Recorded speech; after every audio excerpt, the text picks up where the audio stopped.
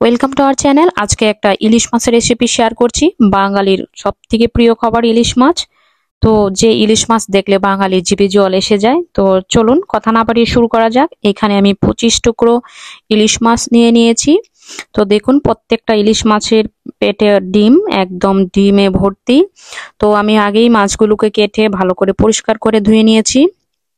তো এভাবে ভালো করে পরিষ্কার করে ধুয়ে নেবেন এবং তার সাথে আমি 2 টেবিল স্পুন হলুদের গুঁড়ো দিয়ে দিচ্ছি এবং স্বাদ মতো লবণ। এখানে আমি 1.5 টেবিল স্পুন লবণ দিয়ে দিচ্ছি যেহেতু 25 টুকরো মাছ, এবং 3 টেবিল স্পুন সরিষার তেল। আমি পুরো মাছটাই সরিষার তেল দিয়ে রান্না করব। তো এখন লবণ, হলুদ এবং সরিষার তেল মাছগুলোর সাথে ভালো করে মিক্স করে নিব। একদম ভালো করে মিক্স করতে হবে। মিক্স করে আমি 10 মিনিটের জন্য রেস্টে রেখে দেব। তো এরকম হাত দিয়ে ভালো করে অ্যাপ্লাই করে নিচ্ছি। তো একটু সময় নিয়ে এরকম ভাবে হাত দিয়ে ভালো করে মিক্স করে নেবেন। তো দেখুন এখানে আমার মিক্স করা হয়ে গেছে। এখন সাইডে রেখে দিব 10 মিনিটের জন্য। তো এরকম ভাবে আপনারা চেষ্টা করবেন মিক্স করে একটু রেস্টে রাখতে, তাহলে মাছটার গায়ে লবণটা যাবে, তখন টেস্ট হবে আরো। তো দেখুন 10 মিনিট হয়ে গেছে। 10 মিনিটের পর এরকম হলো। তো একটা প্যানে আমি সরিষার তেল দিয়ে দিচ্ছি। যেহেতু প্যানটা আমার ব্লু কালার, সেই জন্য সরিষার তেলটা দেখা যাচ্ছে না। তো যাই হোক, প্রত্যেকটা মাছের টুকরোই আমি ভেজে নিব। তো খুব বেশি ফ্রাই করব না, মাছগুলোকে হালকা করে ভেজে নিব। ইলিশ মাছ খুব বেশি ভাজা যাবে না, হালকা করে ভাজতে হয়। তো এখানে আমি হালকা করে মাছগুলোকে ভেজে নিব।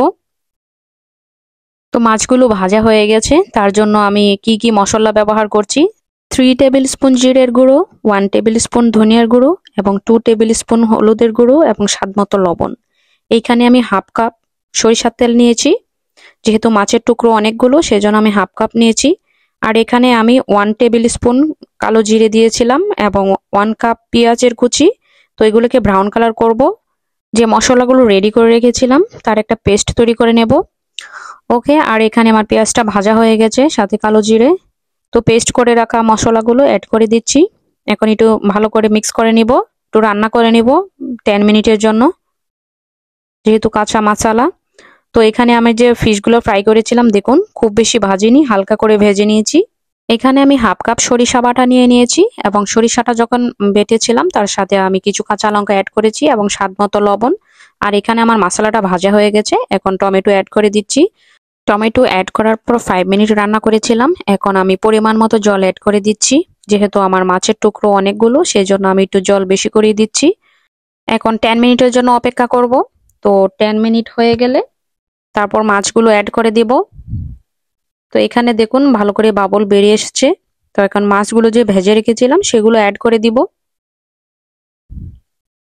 তো সবগুলো মাছ আমি অ্যাড করে দিয়েছি। তো এখন ভালো করে মাছগুলো তরকারির সাথে মিশিয়ে দেব। একটু আলতো আলতো ভাবে মেশাতে হবে যেন মাছের টুকরোগুলো না ভেঙে যায়।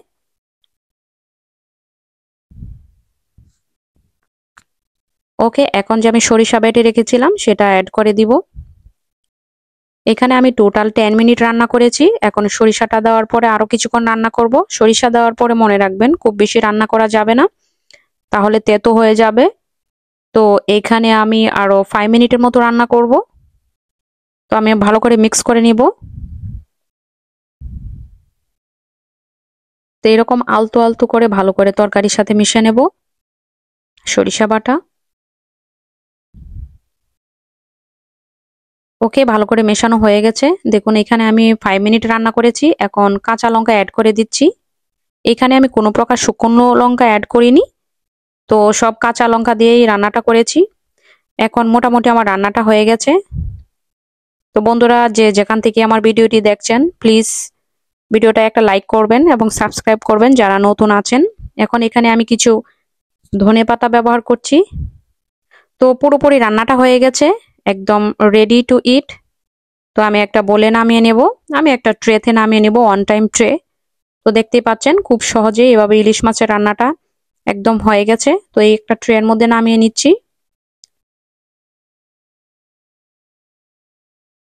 তো দেখুন বন্ধুরা, এভাবে রান্না করে বাসায় সবাইকে সারপ্রাইজ দেবেন, খুবই টেস্টি হবে এভাবে রান্না করলে। তো ভিডিওটি যদি ভালো লেগে থাকে প্লিজ সাবস্ক্রাইব মাই চ্যানেল এবং পাশে থাকা বেল আইকনটিতে প্রেস করে দেবেন। যেন নেক্সট টাইম কোনো ভিডিও আপলোড করার সাথে সাথে আপনাদের কাছে চলে যায়। তো বন্ধুরা বাসায় ট্রাই করবেন। এতক্ষণ আমার পাশে থাকার জন্য অসংখ্য ধন্যবাদ।